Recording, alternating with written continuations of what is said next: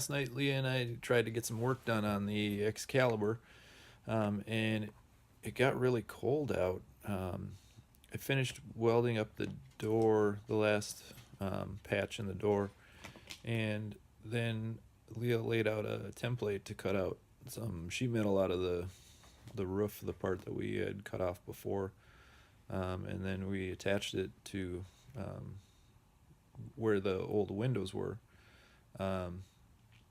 and oh, I don't know. Today, we're lucky.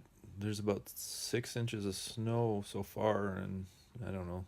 They're talking anywhere from like 6 inches to 2 feet of snow. So that might hold us off for a while. But here's a little something. What is it? What is it? Woohoo! Stickers. There you go.